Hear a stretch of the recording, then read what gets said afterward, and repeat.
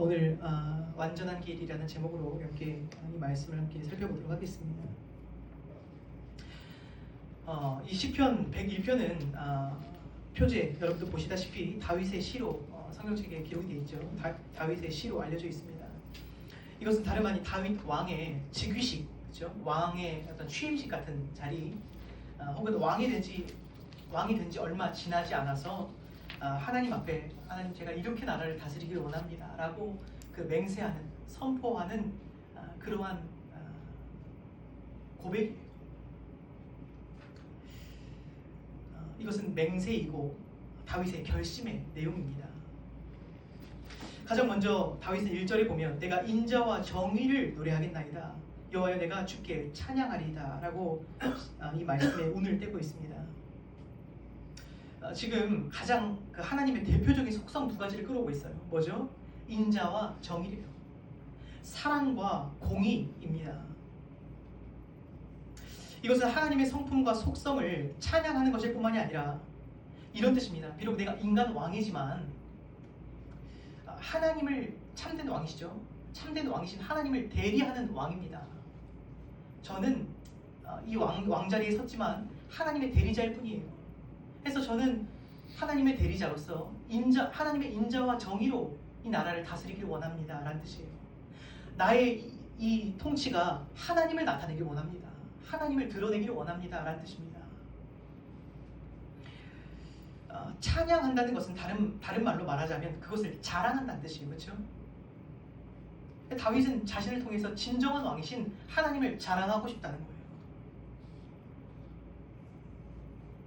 하나님을 닮고 싶어 하는 것입니다. 그래서 2절은 이와 같이 말하고 있습니다. 우리 2절 말씀 한번 읽어볼까요? 2절 말씀 읽겠습니다. 시작. 내가 완전한 길을 주목하오리니 주께서 대단하게 끊어주시나이까. 내가 완전한 마음으로 내 집안에서 행하리이다. 내가 완전한 길을 주목하오리니, 세번역 성경은 이것을 흠없는 길을 배워 깨달으렵니다 라고 번역해요. 뭐라고요? 내가 완전한 길을 주목하리니, 이게 세번역으로는 흠없는 길을 깨달으렵니다, 배워 깨달으렵니다 라는 뜻이에요. 다윗은 흠없으신 완전하신 하나님을 닮아서 자신도 흠없고 완전하고 싶다는 이야기를 하는 거예요.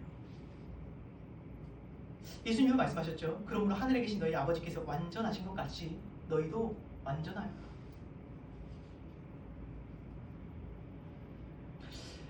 물론 성도가 완벽할 수는 없다고 생각을 합니다. 그렇죠? 성도가 완벽할 수는 없잖아요. 그런데 중요한 건 뭐죠? 성도는 완전을 소망한대요. 완전해지기를 소망한대요. 하나님을 만나면 정말 그분을 닮고 싶게 되어져 있어요. 거룩한 갈망이 생긴다는 뜻이에요. 제가 자주 말씀드립니다만 우리는 우리의 노력으로는 의의 옷을 입지 못해요. 그렇죠? 그래서 주님께서 어떻게 하십니까? 믿는 자에게 은혜로 그리스도의 의의 옷을 입혀주신대요. 그럼 그렇게 우리가 그 의의 옷을 입고 하나님께서 우리를 의롭게 여겨주시는 거예요. 의롭다. 맞죠? 네 힘으로는 네가 못하니까 내가 옷을 입혀줄게. 근데 그 새하얀 의의 옷을 입은 자는 어떻게 한다 그랬죠? 그 옷을 더럽히지 않으려고 몸부림을 친다 그랬어요. 흠이 없으려고 몸부림친다는 거예요. 누가 새하얀 옷을 입고 거기 김칫국을 튀고 싶어 하겠습니까? 흰 옷 입은 자마다 행동은 거의 비슷해요. 어떻게 하죠? 되도록 그날 메뉴는 튀기지 않는 않는 메뉴를 고르고, 불가피할 때는 앞치마를 두르고, 그러다가 혹시 튀면 정말 싫어서 곧장 그 싱크대로 달려가서 그 퐁퐁이라도 묻혀놓고 그것을 어떻게든 지우려고 하는 것이 인간의 본성인 것 같아요. 본능인 것 같아요. 흰 옷 입은 사람의 특징인 것 같습니다. 마찬가지입니다. 그리스도의 의의 옷을 입은 성도는 될 수 있으면 죄를 멀리하고 죄로부터 도망치고, 그러다가 죄가 묻으면 정말 가슴 아파하고, 그렇죠? 흰 옷에 뭐 묻으면 진짜 힘들잖아요. 마음이 싫잖아요. 마찬가지로 너무 싫은 거예요. 죄가 묻으면. 해서 지체하지 않고 재빨리 주님께로 가서 회개하고 보혈로 그것을 빠는 거예요. 좀 지워주세요. 다시 한번 깨끗게 해주세요.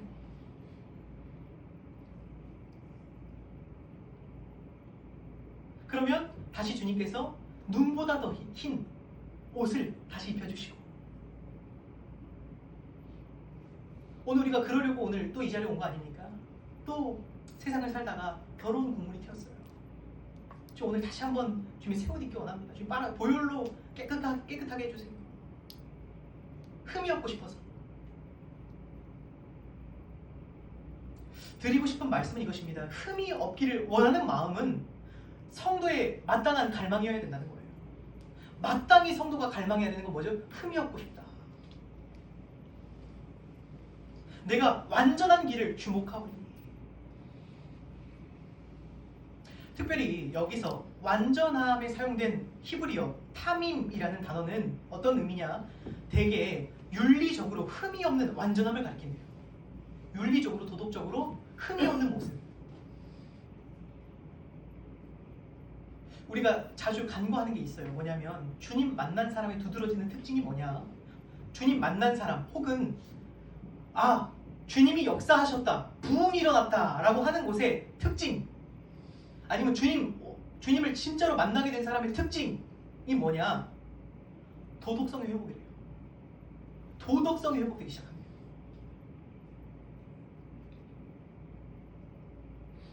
근데 안타깝게도 오늘날 이것이 충분히 강조되지는 않는 것 같아요.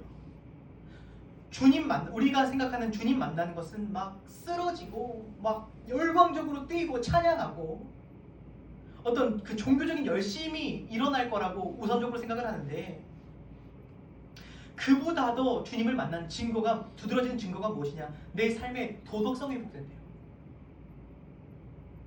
이전에 아무렇지도 않게 했던 것들이 이제 불편하기 시작하고 도덕성이 회복된다는 거예요.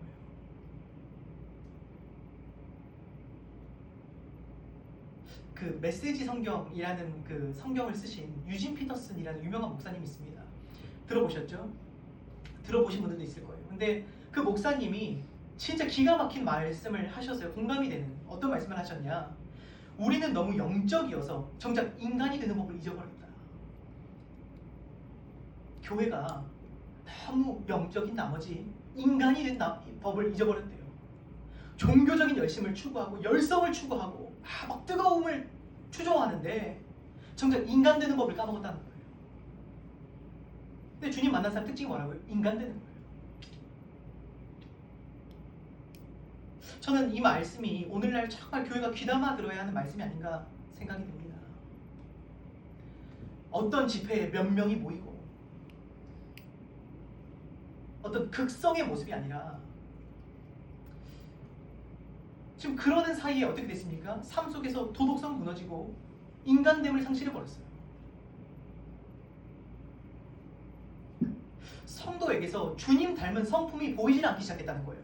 주님 닮은 성품 뭐라 그랬죠? 공의와 사랑이, 정직하고 자비롭고 긍휼이 풍성하고, 그 주님을 닮아서 성도에게서 그런 모습이 보여지는 것이 아니라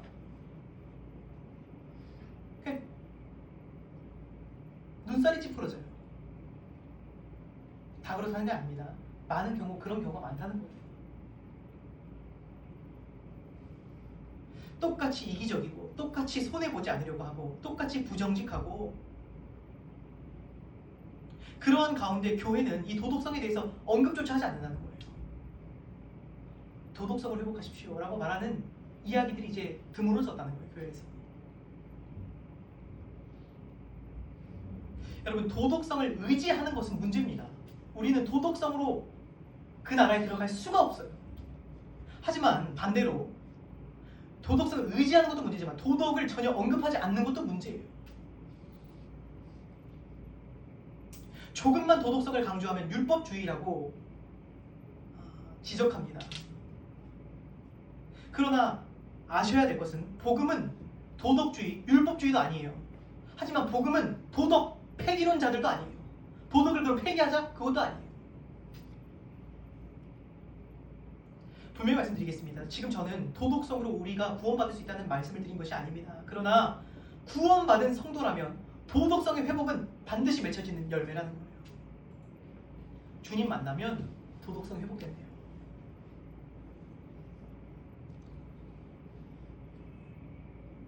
왜냐하면 예수 그리스도 닮고 싶기 때문에.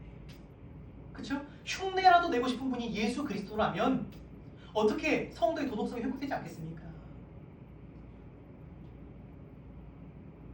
제가 꼭 말씀드리고 싶은 것은 이것입니다. 오늘날 많은 교회와 성도가 그러한 갈망을 잃어버렸다는 거예요. 이해되세요? 도덕성이 없다, 그 문제 차원 이전에 그것을 갈망하는 마음조차도 없어졌다는 거예요. 온전해지고 싶다, 더 흠이 없고 싶다, 주님 앞에서 더 깨끗해지고 싶다, 내 삶에 좀 더 군더더기가 없었으면 좋겠다, 아직 이 부분 다 드리지 못한 영역이 있는데 이것도 좀 주님 드리고 싶다 라는 갈망조차 없어졌다는 거예요. 그럼 이게 진짜 문제 아닙니까? 이 거룩한 갈망을 잃어버리진 않았는지를 한번 오늘 돌아봤으면 좋겠습니다. 그래서 이 말씀을 묵상을 가만히 해보면 사실 완전해지고자 하는 갈망이 없어지다 보니까 회개도 없어지는 것 같아요. 그렇죠? 완전해지고 싶으면 내가 오늘 아무리 최선을 다해서 살았어도 사실 주님 앞에 서면 부족함만 보이게 돼 있어요. 주님 또 잘못 살았네요. 주님 또 너무 부족하네요. 그러면 가슴을 치고 그것을 주님 앞에 가져가서 회개하게 돼 있어요, 사람이. 왜냐하면 내가 닮고 싶은 분이 예수 그리스도이기 때문입니다. 예수 그리스도의 장성한 분량이 내 목표이기 때문이에요. 그렇게 회개가 점점 더 깊어져 가는 것이 그리스도인의 특징이에요. 근데 오늘날 성도의 모습은 그러한 그리스도의 장성한 분량이 목표가 아니라 주로 내 옆 사람인 것 같아요. 내가 쟤보단 깨어있지, 내가 쟤보단 낫지. 그러니까 내가 대단한 것 같이 느껴지는 거예요. 그래서 신앙생활을 어느 정도 하다 보면 이런 현상이 나면 회개할 거리가 없다고 생각해요. 특별히 잘못한 거 없는 것 같은데 회개합시다 하면 회개거리가 없어요. 그리고 내 부족함이 보이는 것이 아니라 남의 부족함만 보이기 시작한다는 거예요. 신앙생활을 하면 할수록 내 부족함이 보여야 되는데 남의 부족함만 보여요. 왜 그렇죠? 그리스도를 닮고자 하는 갈망을 잃어버린 거예요. 내가 정말 주님 닮고 싶다, 더 흠이 없고 싶다. 완전한 길, 오늘 시편 기자가 말하는 완전한 길이라는 목표를 잃어버린 것입니다. 오늘 다시 한번 도전합니다. 한번 돌아보기를 원합니다. 이 완전한 길을 향한 갈망이 내 안에 아직 있는지, 혹시 있었지만 지금 소멸되지는 않았는지 한번 돌아볼 수 있는 시간이 되면 좋을 것 같습니다.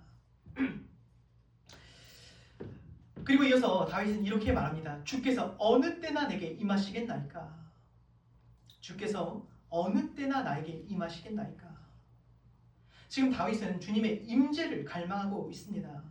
그래서 그런 것 같아요. 정말로 바로 살기를 원하잖아요. 주님의 임재를 갈망해요.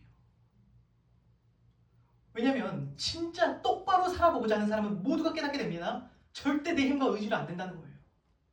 진짜 완전하게 살고 싶잖아요. 온전하게 살고 흠이 없이 살고 싶잖아요. 내가 알아요. 아니, 내 힘으로 안 되는구나. 몇 번 도전해 봅니다. 안 되는구나. 그러면 자연스럽게 어떻게 되냐? 주님 도와주세요. 주님 없이 난 못해요. 주 없이는 살아갈 수가 없습니다. 라고 고백하게 되는 것입니다.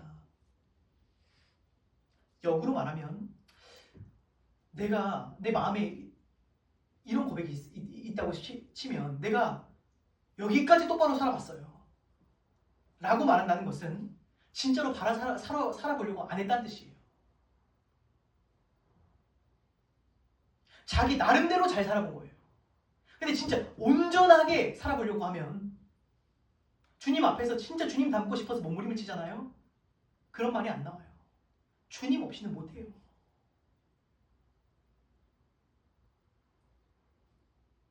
나로서는 불가능하다는 것을 깨닫게 되기 때문입니다. 내 안에는 선한 것이 없다는 것을 깨닫게 돼요. 내 안에 주님 선한 것이 없네요.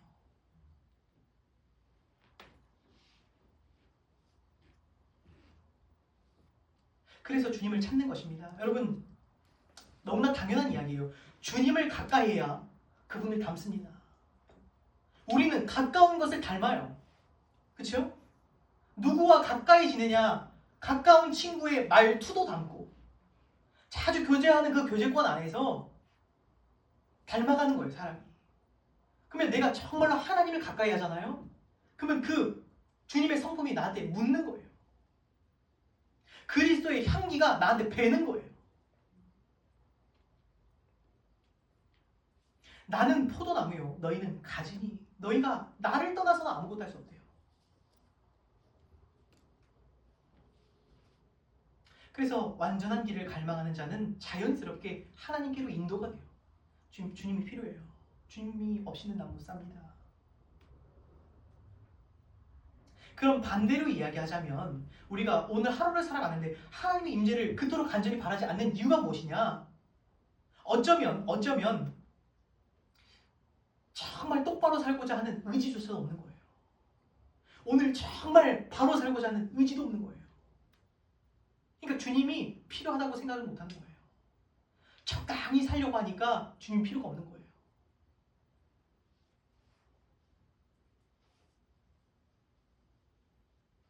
또 이어서 다윗은 이와 같이 고백합니다. 내가 완전한 마음으로 내 집 안에서 행하리라.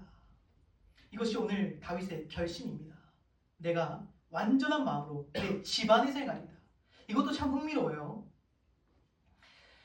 이 집안에서 시작을 하겠대요. 이 집안에서 내가 완전한 마음으로 살겠습니다. 그러니까 물론 이 집안이라는 것이 무엇을 의미하는지 정확히 모르겠습니다. 그러니까 이 집안이 그 다윗이 통치하는 그 나라를 이야기할 수도 있고, 혹은 그 궁궐이 될 수도 있고, 아니면 진짜로 그 집안, 가정이 될 수도 있을 겁니다. 근데 분명한 건 뭐냐? 자신이 거주하는 곳에서부터 시작하겠다는 거예요. 완전한 마음으로 사는데 어떻게 사냐? 내가 거주하는 곳에서부터 그렇게 살겠습니다. 내 생활 반경에서부터 그렇게 살겠습니다. 가까운 곳에서 완전한 마음으로 살겠다는 거예요. 여러분 아실 거예요. 바로 살기 가장 어려운 곳이 어디냐? 집안이에요, 집안. 진짜 똑바로 살기 어려워요, 집안에서. 저도 그렇습니다. 아무도 보지 않는 곳, 내 민낯이 드러난 곳, 내가 그 긴장을 풀어버리는 곳. 힘들어. 긴장을 풀어버리면 거기서 바로 살기가 어렵더라고요. 제가 최근에 참 많이 고백합니다. 스스로 인격적인 부족함 때문에 정말 가슴을 많이 쳐요. 그러니까 그러지 않으려고 맹세했건만 실컷 밖에서 열심히 일하고 집에 들어가면 긴장을 풀어요. 그럼 자연스럽게 저런 사람이 어떻게 되냐? 집 안에서는 이기적인 거예요. 자기중심적인 거예요. 쉬고 싶은 거예요. 건들지 말라는 거예요. 정말 그러고 싶지 않았어요. 목사가 되면 정말 집과 밖이 달라서는 안 되겠다. 근데 고백합니다. 다른 거예요. 긴장을 풀어버리니까. 긴장을 푸는 순간 자기중심적이고 이기적이고 섬기려 하기보다 섬김 받으려고 그러고, 그 못된 습성이 여전히 제 안에 남아있어요. 집안에서 바로 사는 게 진짜 어려워요. 그래서 제가 최근에 그래도 그 아내 앞에서도 그렇고 제가 나름대로 결단을 했습니다. 최대한 집 안에서도 내가 긴장을 풀지 않을게. 내가 집 안에서도 열심히 일하려고 해볼게 라고 얘기를 했어요. 왜 그러냐면 그렇게 하지 않으면 제가 그 이중성을 띠더라고요. 이중인격적으로 살아가요. 그렇게 원하지 않는 모습이었는데. 그래서 제가 다짐을, 물론 얼마나 갈지 모르겠습니다만 다짐을 합니다. 내가 내 본향 돌아가기 전까지는 내 긴장을 늦추지 않으리라. 그러니까 내가 주님 나라 가서 쉴 때까지는 이 긴장을 늦추지 않으리라.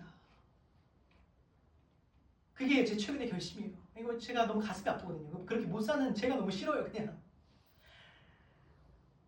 그래서 우리가 대단한 선교하기 이전에, 무슨 나라를 뒤엎기 이전에 가장 가까운 사람한테 잘하시기 바랍니다. 내 민낯이 드러나는 그곳에서부터 완전한 마음으로 살아가시기를 주님으로 축원드립니다. 자, 그렇다면 이제부터 다윗이 구체적으로 그 결심을, 이 맹세를 지켜나가기 위해서 어떻게 할 것인지를 이야기해주고 있어요. 3절 말씀 우리 한번 읽어보겠습니다. 시작. 나는 미천한 것을 내 눈앞에 두지 아니할 것이고 배교자들의 행위를 내가 미워하오니 나는 그 어느 것도 붙들지 아니하리라. 네. 나는 비천한 것을 내 눈앞에 두지 아니할 것이요. 여기서 비천에 해당하는 원어는 어떤 의미냐? 무익하다, 무가치하다, 결실없다, 쓸모없다라는 단어예요. 그러니까 무익한 것을 내 눈앞에 두지 않겠대요. 무가치한 것을, 쓸모없는 것을, 아무짝에 결실도 없는 것을 내 눈앞에 두지 않겠다고 이야기합니다. 완전한 길을 주목하기 위해서는 비천한 것을 눈앞에 두지 않는 것이 중요하다는 것입니다. 우리는 의아해하는 것 같아요. 때로는 어떤 거냐? 일주일 내내 SNS, 유튜브를 그 세상 허탄한 것들을 내 눈앞에다 두고 생각해보면 돌아보면 진짜 쓸데없는 걸로 시간을 허송세월했어요. 그 보느라고. 돌아보면 기억도 안 나고 아무런 영양가도 무익한 거, 비천한 거예요 다. 시간 죽인 거예요. 그리고는 하나님 말씀을 눈앞에 두지를 않습니다. 일주일에 이 자리에 와서 한번 3, 40분 말씀 들어요. 그것도 간신히 듣습니다. 듣기 싫어 죽겠는데 듣는 거예요. 그러면서 우리는 이런 말을 한다는 거예요. 왜 믿음이 성장을 안 하지? 왜 믿음이 잘 안 생기지? 왜 이렇게 변화가 없지? 신앙생활을 이렇게 무료하지? 당연한 거 아닙니까? 당연한 거예요. 당연한. 이게 변화되기를 기대하는 게 이상한 거예요. 사실.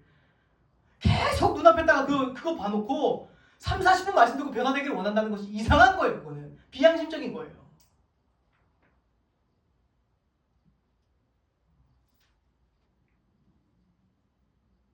우리가 신앙생활만큼은 참 특이한 그 습성이 있는 것 같아요. 왜 그 요행을 바라는지 모르겠지만 신앙생활은 그렇게 될 거라서 그 기적이 일어날 거라고 생각해서 그러나 어느 날 그 기적이 임해서 바뀔 거라고 생각해서 그런지 모르겠지만 신앙생활은 참 요행을 바래요. 근데 상식적으로 생각해 보자는 거예요. 당연하죠. 당연하죠. 그 당연히 안 자라죠. 주님께서는 세월을 분명 아끼라고 말씀하셨는데 우리 세월 다 어디로 갔는지 모르겠어요. 많은 시간 교회에 들락날락했고 교회에서 오랜 시간 신앙생활 해왔는데 그 세월 다 어디 갔습니까? 이제는 정말 단단한 음식을 먹을 때가 됐는데 이제는 그 이유식을 버리고 이제 정말 장성한 어른이 되어서 이제 고기도 씹을 때가 됐는데 이유식 먹기를 바라는 어린아이 같은 모습이 수년간 이어진다면 허송세월하고 있는 거지 지금.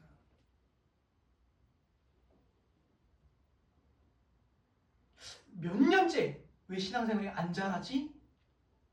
이걸 몇 년 하고 있는 거예요. 근데 오늘 이 말씀이 중요한 걸 가르쳐 줍니다. 죄는 언제나 보는 것을 통해 들어온대요. 보는 것. 이 땅에 최초의 죄가 어떻게 들어왔는지 기억하십니까? 여자가 그 선악과를 보고 나무를 보고 먹음직도 하고 보암직도 한 죄예요. 그러니까 보니까 갖고 싶더라는 거예요. 먹어보고 싶더라는 거예요.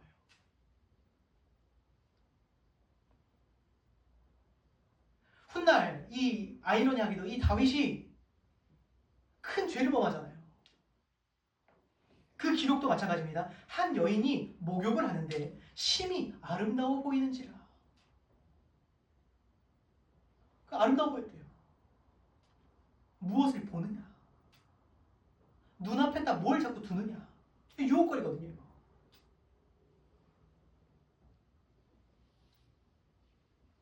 그래서 가장 먼저 뭘 하냐? 무가치한 것들, 쓸모없는 것들을 제발 먼저 제거하라는 거예요. 그 눈앞에서 좀 치워라 좀. 그러한 것을 계속 바라보면서 완전한 길을 주목할 수 있는 길이 없어요.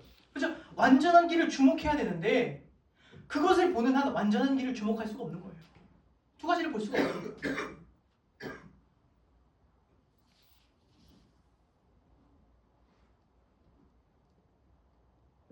그러니까 완전한 길과 이 무가치한 것이요 평행선상에 있지 않아요.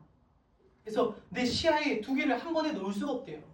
앞뒤로 있기 때문에 하나를 등지고 하나를 바라봐야 돼요. 그럼 무가치한 것에서 돌이켜서 하나님을 바라봐야 온전한 길을 주목하는 거예요. 하나님을 가까이 하고 싶으시다면 죄를 멀리하는 방법밖에 없는 것입니다. 하나님을 가까이 하고 싶으면 죄를 멀리하는 거예요. 반대이기 때문에. 특별히 오늘날 미디어가 이토록 발달한 이 시대를 사는 우리는 더더욱 보는 것을 조심해야 할 것입니다. 보면 보암직한 거예요. 보면 먹음직스러운 거예요. 보면 아름다워 보이는 거예요. 그게.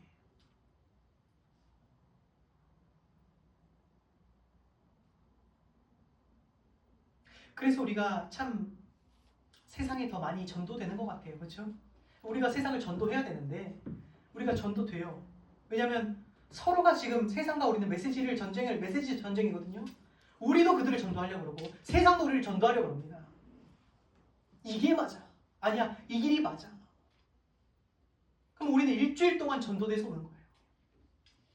한번 여기서 말 들어봐야.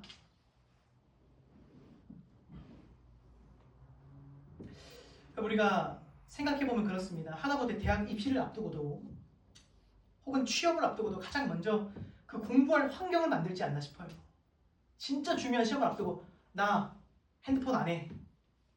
물론 그 결심이 자주 무너지지만 핸드폰 안 해. 어떤 환경, 나 당분간 연락 안 돼. 그 카톡에다 써놓더라고요. 연락 안 돼. 그 결심이에요, 결심. 이루어지든 안 되든 그게 중요한 게 아닙니다. 그래도 그게 최소한의 결심이라는 거예요. 나 이렇게 해볼 거야. 근데 우리가 신앙생활이 그렇게 중요하다면 정말로 영생이 거기에 걸려있다고 믿는다면 왜 그러한 도전은 잘 안 하는지 모르겠어요. 정말 그게 중요하다고 생각하면 되든 안 되든 입시 준비하는 것처럼 나 이거 안 해. 연락 안 될 거야. 이 시간엔 나한테 연락 안 될 거야. 이 시간에 나 하나님과 교제할 거야. 골방에 들어가서 문을 닫고. 그러한 도전은 왜 우리가 안 하는지 잘 모르겠습니다.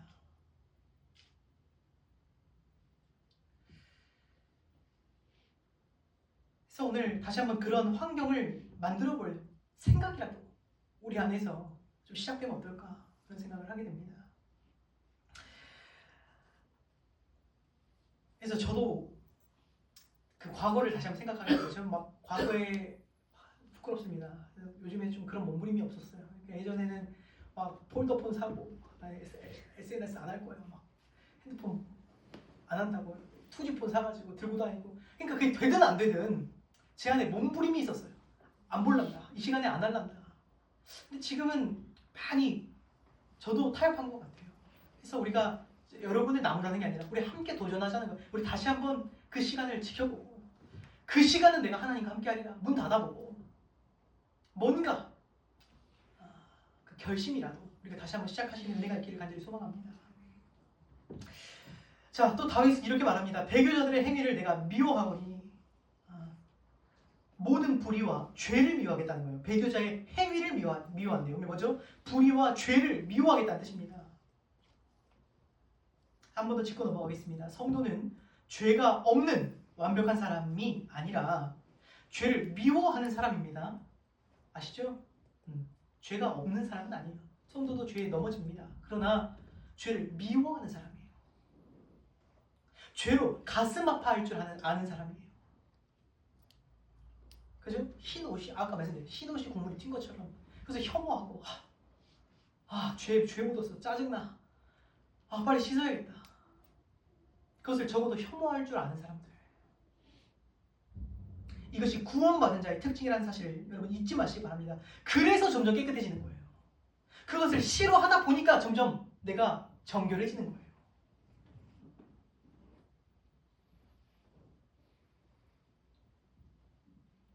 나는 그 어느 것도 붙들지 아니하리다라고 다윗은 얘기합니다. 개역 한글 번역에서는 이렇게 번역합니다. 이것이 내게 붙잡지 아니하리다라고 번역했습니다. 무익한 것을 눈앞에 두지 않고 불의한 죄를 미워함으로써 그러한 것들이 나에게 엉겨붙지 못하게 하겠다는 거예요. 죄가 나에게 엉겨붙지 않게 하겠습니다. 여지를 주지 않겠다는 거예요. 죄가 나에게 엉겨붙을 여지를 주지 않겠습니다. 바울이 말하죠. 마귀에게 틈을 주지 말라. 베드로도 말합니다. 근신하라 깨어라 너희 대적 마귀가 우는 사자같이 두루다니며 삼킬 자를 찾나니. 그렇습니다. 우리는 여지를 주지 않아야 돼요. 마귀에게 틈을 주지 마시기 바랍니다.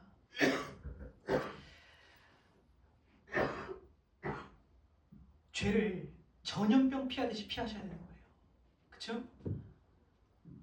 마스크 안 쓰고 어떻게 보면 세상 안에 우리 들어가서 그 전염병 한가운데 들어가 있는 거예요. 근데 무방비 상태로 어떻게 그 안에 살면서 그게 왜 옮았지? 라고 물어보는 게 이상한 거예요. 당연히 옮죠. 죄는 어떻게 한다고요? 전염병 피하듯이 피하래요. 아, 죄다! 하고 도망치라는 거예요. 아, 저기 가면 큰일 난다 저거. 내가 이거 가면 나 못 이긴다 이거. 이 병마를 내가 못 이겨요. 그거 어떻게 해죠? 도망치라는 거예요. 4절 말씀 우리 한번 읽어보겠습니다. 4절 읽습니다. 시작. 사악한 마음이 내게서 떠날 것이니 악한 일을 내가 알지 아니하리로다. 자, 여기서 사악한 마음은 앞서 완전한 마음과 대조가 되는 단어죠. 그렇죠? 완전한 마음, 여기는 뭐라고 했죠? 사악한 마음. 세번역 성경은 구부러진 생각을 멀리하고 라고 번역합니다. 구부러진 생각을 멀리하고. 즉 사악한 마음은 사랑과 정의로 바른 판단을 내릴 수 없는 상태를 의미해요. 생각이 구부러졌기 때문에 사랑과 정의로 올바른 판단을 내릴 수 없는 상태예요. 한 나라의 통치자가 마음이 삐뚤어져서 바른 판단을 내릴 수 없는 상태가 된다면 얼마나 이거 끔찍한 일입니까? 그렇죠? 다윗이 지금 한 나라의 왕인데 내가 마음이 삐뚤어져서 올바른 판단을 할 수 없어진다면 문제잖아요.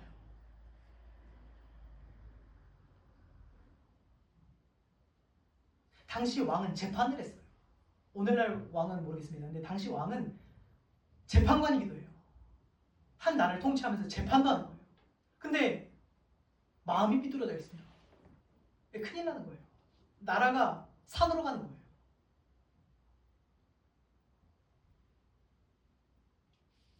그래서 사실 그리스도인을 왕 같은 제사장이라고 표현하는데 이 땅에서 그리스도인조차 정의롭고 바른 판단을 할 수 없게 된다면 세상은 썩을 수밖에 없는 것입니다. 그렇죠? 우리조차 사악한 마음을 갖고 사랑과 정의라는 올바른 잣대로 이 바른 분별력을 행사할 수 없다면 우리 교회마저 잃어버린다면 세상은 썩을 수밖에 없는 거예요. 그리고 오늘날 이 세상은 그러한 결과물이라고 생각하시면 될 것 같습니다. 5절 말씀 읽겠습니다. 5절 읽습니다. 시작. 자기의 이웃을 은근히 헐뜯는 자를 내가 멸할 것이요 눈이 높고 마음이 교만한 자를 내가 용납하지 아니하리로다. 아멘. 자, 세상에서 인사가 만사다라는 속담 들어보셨습니까? 인사가 만사다. 그 사람 적재적소에 세우는 게 거의 전부라는 뜻이에요. 사람을 적재적소에 채용하고 사람 세우는 거 잘하는 게 그 만사에 제일 중요하다는 뜻이에요. 그러면 지금 이 다윗이 뭐 하는 거죠? 지금 인사하는 거예요. 지금 제일 중요한 일 하고 있어요. 왕이 이 나라를 통치할 때 얼마나 그 사람 세우는 게 중요하겠습니까? 그래서 지금 이제 다윗이 지금부터 뭘 하냐? 누구를 곁에 둘지, 누구를 멀리 할지를 정하는 거예요. 그 기준을 얘기해주고 있습니다. 그러면 왕이 이러한 메시지를 전한다는 건 무슨 뜻이냐? 왕이 경고의 메시지라는 거예요. 어떤 경고죠? 내가 이 나라를 통치할 때 이런 사람 내 곁에 두지 않을 거야 라고 말한다는 것은 백성들한테 경고를 하는 거예요.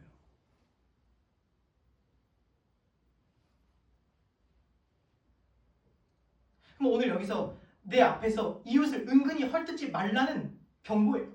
내 앞에서는 이웃을 헐뜯는 자는 내가 용납하지 않을 거야. 경고예요, 경고.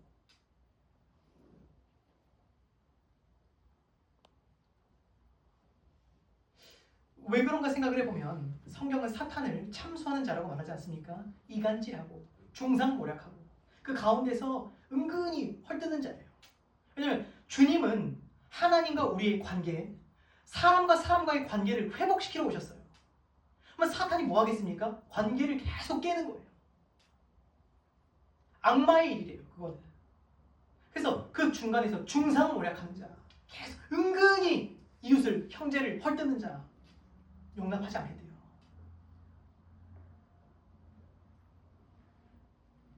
다윗은 그런 사람을 곁에 두지 않겠다는 뜻입니다. 왜 그렇죠? 누가 내 앞에서 은근히 그 사람을 헐뜯잖아요. 그럼 어떻게 되죠? 나도 그 사람을 헐뜯게 돼요. 맞아. 그러니까 어떻게 하냐? 원천 차단하겠다는 거예요. 그런 사람은 내 곁에 오지 마. 죄를 멀리하겠다는 거예요. 결국 자신을 그런 죄짓게 하는 자를 멀리하겠다는 뜻입니다. 유튜브도 그렇고 사실 요즘에 시대 문화가 다 헐뜯는 문화가 아닌가 싶습니다. 서로가 서로를 헐뜯어서 돈 버는 사회예요. 여러분은 그러한 말에 귀를 기울이지도 마시고 참여하지도 않으셔야 된다는 뜻입니다. 또 눈이 높고 마음이 교만한 자를 용납하지 않겠다고 말합니다. 교만한 자는 하나님의 법이 아니라 자기의 법을 더 주장할 것이고 그리고 공동체를 그르치게 하는 주범이 될 것입니다. 오늘날 이 교회의 문제 중에 하나는 이것입니다. 교회는 사실 그 어떤 죄인도 올 수 있어요. 아무리 큰 죄도 주님 앞에 나올 수 있습니다. 그런데 문제는 뭐죠? 그렇다고 해서 회심하지 않은 육신에 속한 자들의 눈치를 보고 그들의 손에 공동체가 이끌려가게 해서는 안 돼요. 오늘날 지금 뭐 하고 있죠? 지금 국정을 뽑고 있는 거예요. 국정. 지금 누구와 통치를 할지, 지금 누구를 곁에 두고 이 나라를 통치할지 지금 다윗이 결정하는 거 아닙니까? 근데 이 교회가 이끌어가는 데 있어서, 교회를 이끌어가는 데 있어서 언젠가부터 그런 것 같아요. 그냥 회심하지 않았는데 헌금 많이 내니까 직분 주고, 그 사람 헌금 많이 내는 사람 눈치 보고, 할 말 못하고, 도덕성을 회복하십시오 이런 말 못하고, 그들에게 이끌려가면 큰일 난다는 뜻이에요.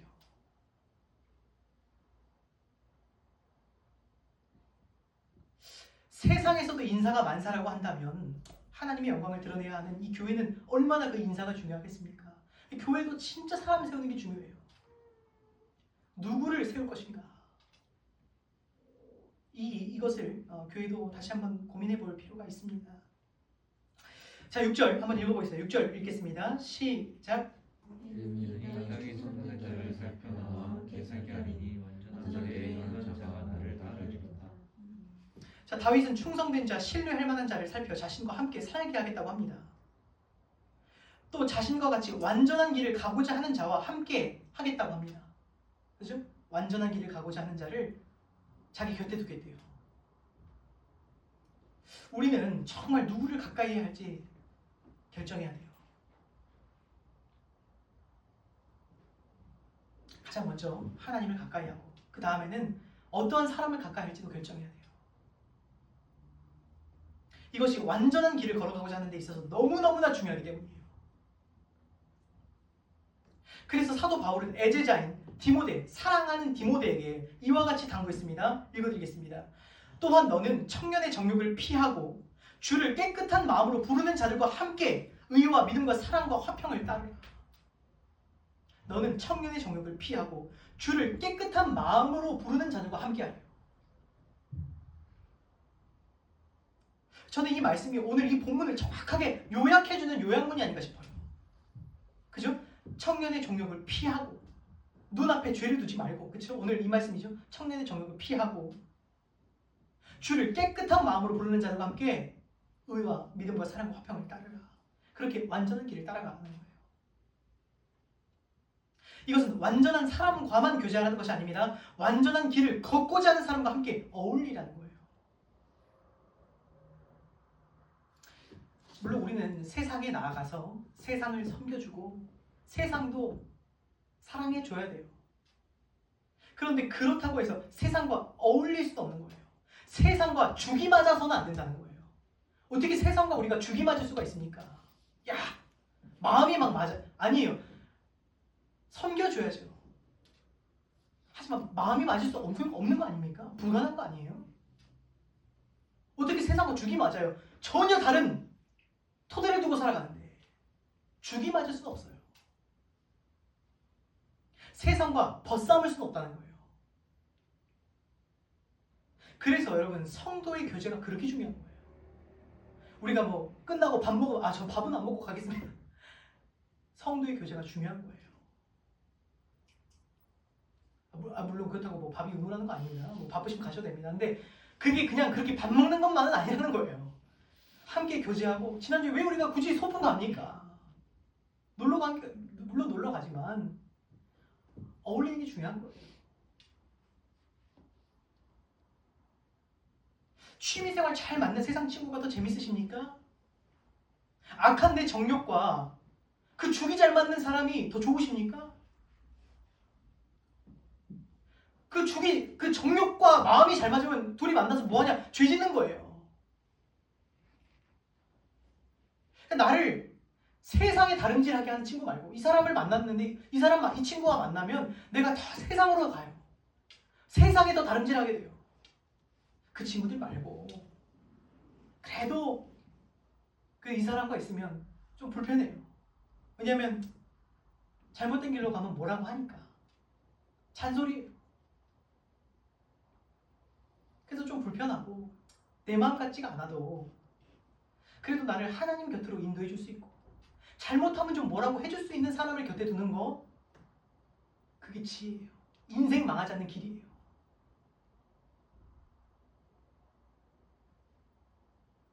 근데 성도조차도 그런 것 같아요. 성도가 조금 간섭을 하면 뭐야? 불편하기 시작하는 거예요. 안 만나려고. 근데 성도라는 것은 서로가 그런 말 해줄 수 있는 관계인 거예요. 죄로 빠지면 그 죄야. 그건 진짜 그러면 안 돼. 물론 당연히 사랑하지 못하면 그만 하면 안 되겠죠. 근데 정말 그런 얘기 해줄 수 있는 사람이 이제 시간이 지나고 나이가 들수록 없어져요. 누가 그 얘기를 해주겠습니까? 물론 한 가지는 짚고 넘어가겠습니다. 교회 다닌다고 다 그런 사람들은 아니에요.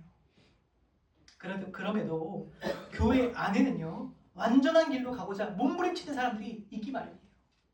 그래도 주님 말씀대로 살아가려고 몸부림치는 사람들이 있다는 거예요. 그 사람들과 어떻게든 함께 하려고 노력해라. 7절 읽겠습니다. 시작. 거짓을 행하는 자는 내 직선에 거주하지 못하며 거짓말하는 자는 내 목전에 서지 못하리로다. 자, 여기서 거짓은 위선과 속임수를 이야기하죠. 마음의 이중성을 말합니다. 그런 위선자는 다윗이 함께 살지 못하겠다고 말합니다. 난 위선자랑 못 삽니다. 안 살겠다. 앞과 뒤가 다른 사람하고 안 살겠다는 뜻입니다. 이것은 앞에서 신뢰할 만한 자, 충성된 자와 대조가 되는 말이라고 생각이 됩니다. 그렇죠? 충성된 자를 내 곁에 두고 거짓과 위선, 속임수 그러한 사람은 멀리하겠다는 뜻입니다. 마지막으로 8절 한번 읽겠습니다. 시작. 아침마다 내가 이 땅의 모든 악인을 멸하리니 악을 행하는 자는 여호와의 성에서 다 끊어지리로다. 아멘. 자, 그 고대 근동에서는 왕이 아침마다 재판을 했대요. 그러니까 가장 맑은 정신으로 아침에 밤에 피곤한 상태로 재판 안 하고 아침에 맑은 정신으로 재판했대요. 근데 아침마다 그 땅의 모든 악인들을 멸하겠다고 말합니다. 악을 행하는 자는 여호와의 성에서 끊어지리로다. 이러한 일을 가장 우선순위 삼겠다는 뜻입니다. 죄를 멀리하고 하나님을 가까이 하는 것. 나를 죄로 이끄는 자들을 멀리하고 완전한 길을 걷는 자들을 곁에 두는 것. 이것을 자신이 이 통치하면서 가장 우선시하겠다는 거예요. 참 흥미로운 것은 무슨 놈의 국정이 어떤 능력을 보지 않아요.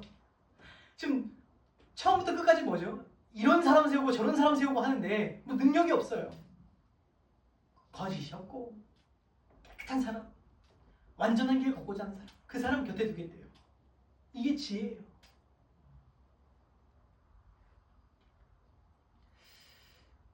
자, 말씀을 매듭지으며, 그런데 오늘 안타깝게도 다윗 왕은 우리가 잘 알다시피 이 맹세를 지켜내지 못합니다. 결국 자기 자신도 조차 악을 행하고 여호와의 성에서 끊어져야 할 처지가 되어버린 것입니다.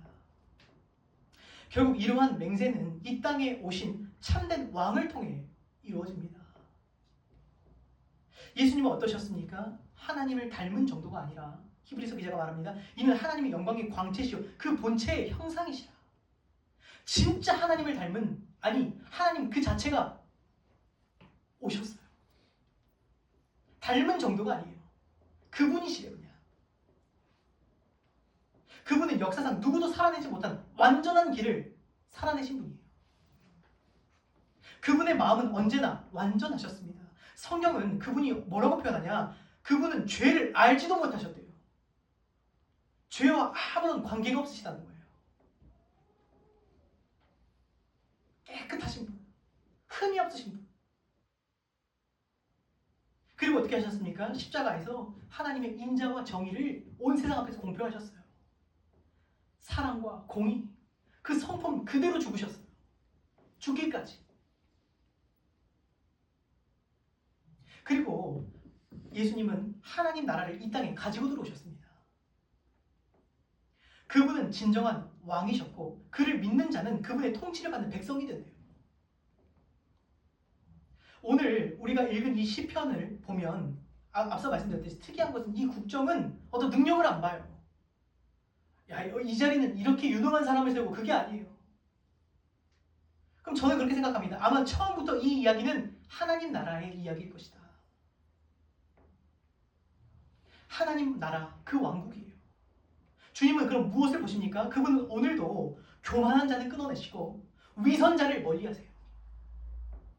그분께서는 넘어질지언정 속이는 자가 아니라 진실된 자. 지금 저 넘어졌어요.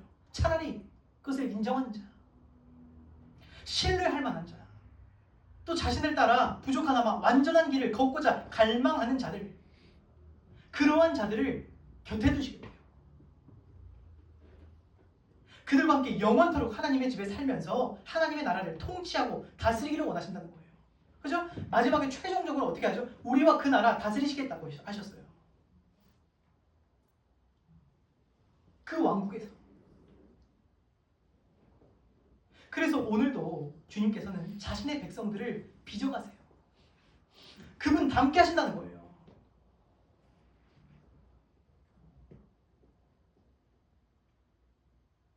하나님은 우리를 자녀만 삼으시는 분이 아니에요. 아버지를 닮게 하세요. 그래서 어떻게 하십니까? 완전한 길을 향한 소망을 주세요. 완전한 길을 걷고자 하는 소망. 한번 내 안에 있는지 한번 돌아보셨으면 좋겠어요. 이게 구원의 증거거든요. 완전한 길을 걷고자 하는가? 그 소망이 있는가? 내 죄로 가슴 아파하게 하세요. 또 때로는 오히려 마음껏 살지 못하게 하시고 잘못 갔을 때는 징계하세요. 세상 친구와는 점점 멀어지게 하시고 참된 성도들과 가까워지게 하세요. 그렇게 삶을 만져가시고 변화시켜 가신다는 거예요. 그렇게 최종적으로 그 나라에 합당한 모양으로 빚어내시는 거예요. 그리스도의 장성한 분량에 이르기까지. 이것이야말로 구원의 확실한 증거가 되겠습니다. 여러분, 완전한 길을 되찾으시기 바랍니다. 하나님께서는 우리를 적당히 살라고 부르신 게 아니에요. 그분 닮으라고 부르셨어요. 죄를 멀리하시고 하나님을 가까이 하시기 바랍니다. 세상을 멀리하시고 완전한 길을 걷고자 몸부림치시기 바랍니다. 그래서 우리가 다시 이런 말을 쓰고 싶어요. 감히 그리스도의 성품을 좀 꿈꿔봤으면 좋겠어요. 어떻게 나 같은 것이 그게 겸손이 아니에요, 사실. 감히 하나님의 성품을 꿈꾸는 거, 나도 그와 같이 되고 싶어하는 거. 오늘 그러한 소망이 다시 한번 우리 안에서 회복되어지는 은혜가 있기를 간절히 소망합니다. 이렇게 찬양드리고 기도하겠습니다.